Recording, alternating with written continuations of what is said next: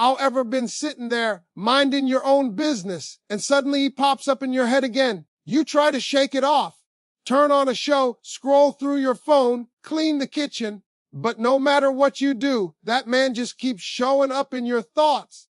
You can't stop thinking about him, right? Now listen to me. That emotional pull you feel, that's not just about him. That's about you. That's about something inside of you that's calling out for attention.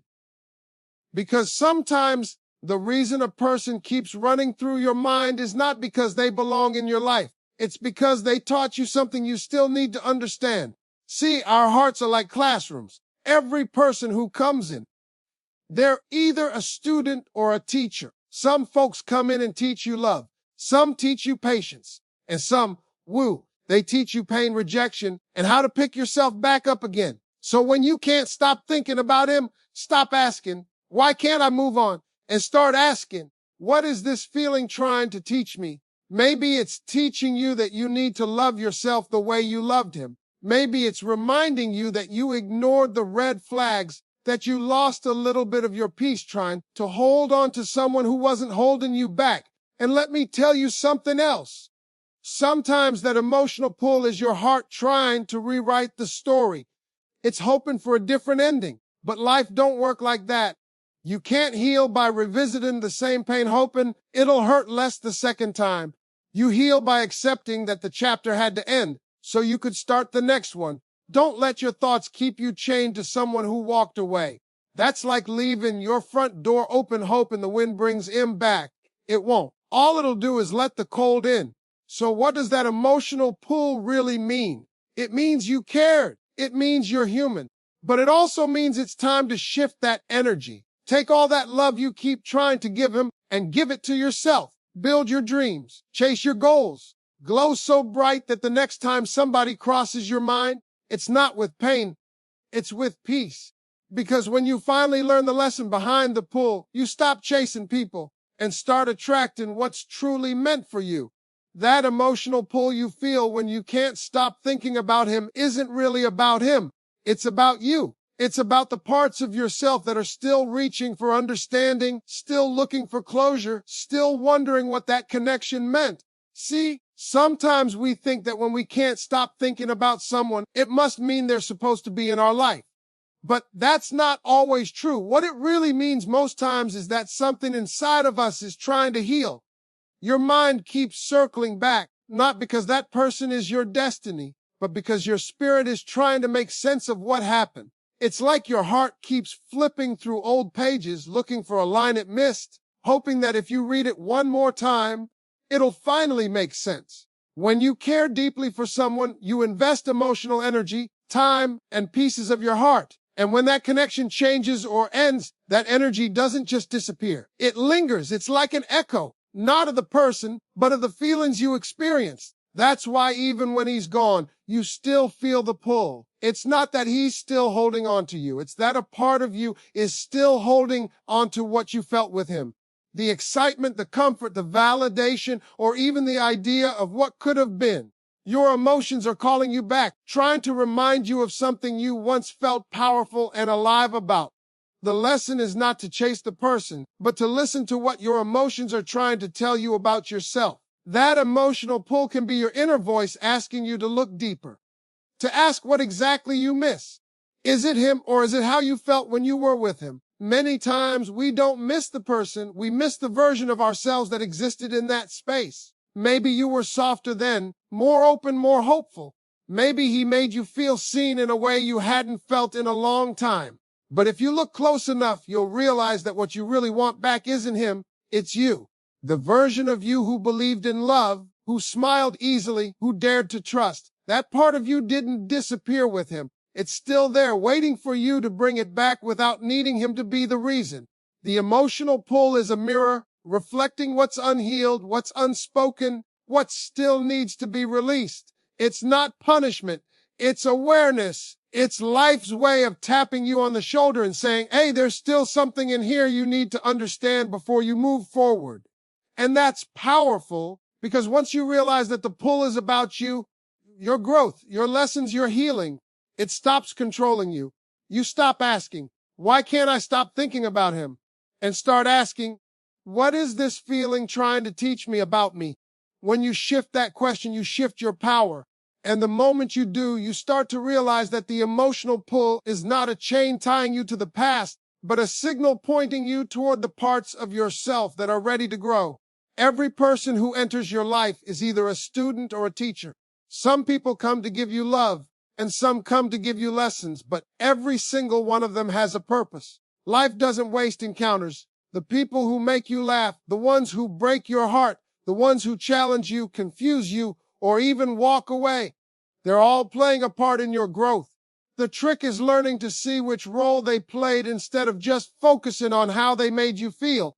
Because feelings can fade, but the lessons stay. And once you understand that, you start to move differently. You stop seeing people as mistakes and start seeing them as messengers. When someone enters your life, they carry with them an energy, an experience, and a perspective that's different from yours. Some come to teach you how to love deeper, how to open your heart, how to trust. Others come to show you your limits, your triggers, and the places where you still need to heal. Sometimes, the most painful people are the ones who teach you the most important truths. The person who disappointed you taught you to set boundaries. The one who left without warning taught you self-reliance. The one who loved you and then lost interest taught you that your worth can't depend on someone's attention. When you start looking at people through that lens, you begin to see that every connection, no matter how temporary, was a classroom. You also become a student in someone else's life. You teach people through your presence, through your choices, through how you handle them. Sometimes you're the one teaching patience, showing compassion, or setting the standard for what love should look like. And other times, you're the one learning that not everyone deserves access to your peace. Relationships, whether romantic, friendly, or fleeting, are a constant exchange of lessons. The moment two people cross paths, a transfer of understanding begins. Some lessons you'll recognize immediately, others will reveal themselves long after that person is gone. What makes this truth powerful is that it removes bitterness from your story. It helps you forgive more easily. Because once you see someone as a teacher, you stop resenting the pain they caused and start appreciating the growth they sparked. You start to understand that without that heartbreak, you might never have learned to love yourself fully. Without that betrayal, you might never have learned to trust your instincts. Even the ones who stayed only a short time left fingerprints on your evolution. Every encounter is divine timing. Nobody shows up by accident. Some are tests, some are blessings, some are both. But each person helps shape the version of you that's standing here now, stronger, wiser, and more aware than before. And when you can see people in that way, you stop asking, why did this happen to me? And start understanding that every connection was happening for your growth, for your elevation, for your becoming. When your thoughts keep circling around someone and you can't seem to let them go, it's usually a sign that there's a lesson you haven't fully learned yet.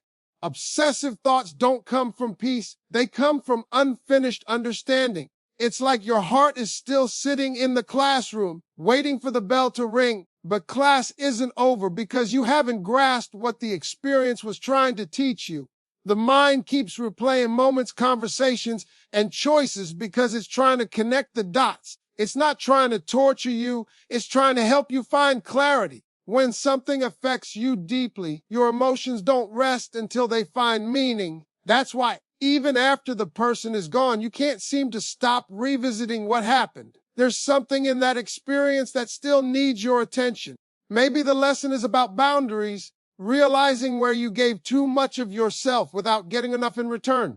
Maybe it's about trust, learning not to hand your heart to someone just because they made you feel seen. Or maybe it's about self-worth, understanding that love shouldn't require you to shrink, to beg, or to prove your value. The lesson hides beneath the obsession. That's why your mind keeps looping back, not because you need that person back in your life, but because your soul is nudging you to extract the wisdom from that connection. The sooner you find the lesson, the sooner the obsession starts to fade. You can't heal from what you refuse to understand, and you can't understand what you keep running from. We tend to mistake repetition for destiny. When a thought won't leave, we assume it's a sign that the person is meant to stay. But sometimes it's the opposite. Sometimes the reason you can't stop thinking about him is because your spirit doesn't want to repeat that same story again. The pain is fresh, the memory is strong, and your emotions are trying to warn you not to walk down that same road with a different face. The unlearned lesson is what keeps you stuck in the same pattern, replaying the same emotional movie with new actors.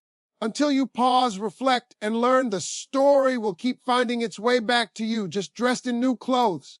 Obsessive thoughts are not your enemy. They are a signal. They tell you that something inside still feels unresolved, still needs compassion, still needs closure.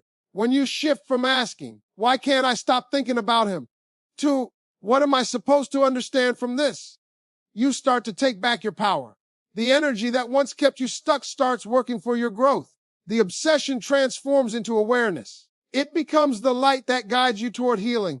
Because the moment you learn the lesson that love or loss came to teach you, the constant mental noise begins to quiet, and what once felt like torment turns into understanding, showing you that every lingering thought had a purpose, and that purpose was always your growth. Love yourself the way you loved him.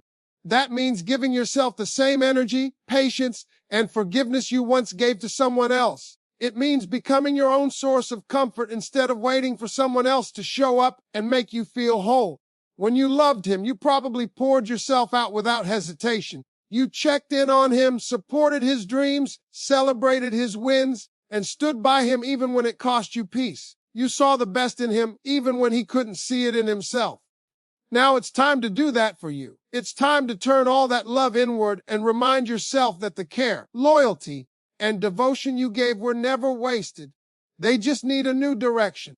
When you start loving yourself that deeply, something shifts. You begin to recognize your worth not by how someone treats you, but by how you treat yourself. You stop begging for attention because you already give yourself presence. You stop chasing validation because you already know you are enough. You start showing up for yourself the way you used to show up for him. Consistently, with effort, with intention. The same way you used to listen to his problems, start listening to your own needs. The same way you gave him grace when he made mistakes, start forgiving yourself for not knowing better sooner. The same way you rooted for his success, start cheering for your own growth. Loving yourself like that doesn't make you selfish, it makes you whole. When you pour love into yourself, you rebuild what you gave away. You fill the spaces that once felt empty. You stop needing closure from someone else because you start providing it for yourself. You begin to understand that you were never hard to love. You were just giving your love to someone who couldn't hold it. That realization is powerful because it teaches you that love doesn't disappear when someone leaves. It just changes homes. It comes back to you, waiting to be used again, not on them, but on your own healing, your own peace, your own purpose. Loving yourself the way you loved him also means protecting your heart the way you protected his. You don't let people in who can't match your energy. You stop explaining your worth to those who refuse to see it. You stop trying to prove that you deserve love because you start knowing it without question. You set boundaries not to push people away, but to keep your peace intact. You start to glow different when you love yourself, not because life suddenly becomes perfect, but because you finally become the source of your own light. The same devotion that once made you give endlessly to someone else becomes the same force that helps you rebuild your confidence, your dreams, and your strength. When you love yourself the way you loved him, you stop waiting for someone to complete you because you realize you already had everything you were searching for inside you all along. Reopening closed chapters keeps you stuck in places that no longer serve your peace. When something ends, it ends for a reason. But the heart doesn't always accept that truth right away. It wants to go back, to rewrite the story, to see if this time the outcome could be different. That's why so many people find themselves revisiting old conversations, checking old messages, or replaying old memories, hoping they'll find a clue that explains everything. But the more you do that, the more you keep yourself tied to a past that can't offer anything new. Acceptance is not weakness, it's wisdom. It's realizing that holding on to what's gone won't bring it back, and even if it did, it wouldn't be the same. When you keep reopening old chapters, you stop giving life the chance to write new ones. You stay emotionally anchored to what's already been written, hoping for an edit instead of turning the page. That's what keeps people stuck, not the loss itself, but the refusal to let it go. Peace begins the moment you stop fighting the ending and start trusting that it had to happen. Some endings aren't punishments, they're protection. They're life's way of removing what you would have never walked away from on your own.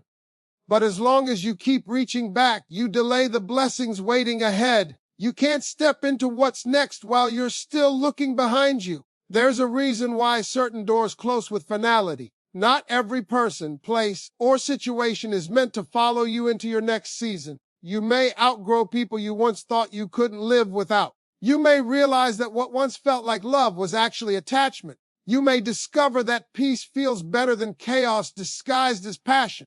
None of those realizations come while you're still trying to reopen what ended.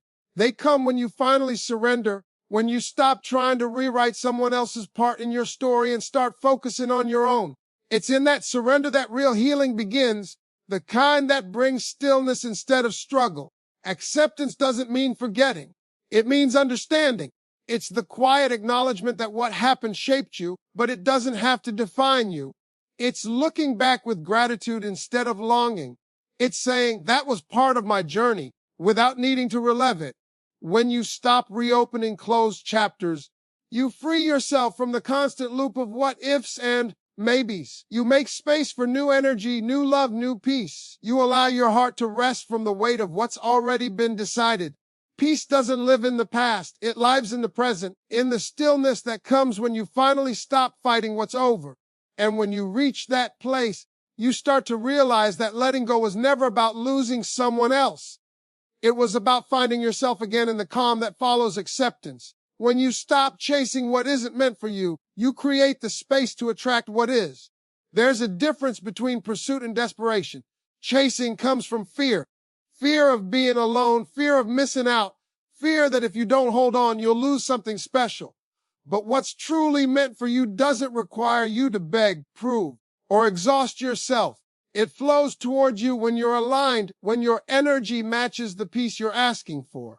The more you chase, the more you send a signal to the universe that you don't believe you're worthy of receiving naturally. Attraction happens when you shift from needing to trusting, from forcing to allowing. It's when you realize your worth doesn't depend on someone's attention or approval, and that's when everything changes. Chasing love often comes from the belief that something outside of you will make you whole.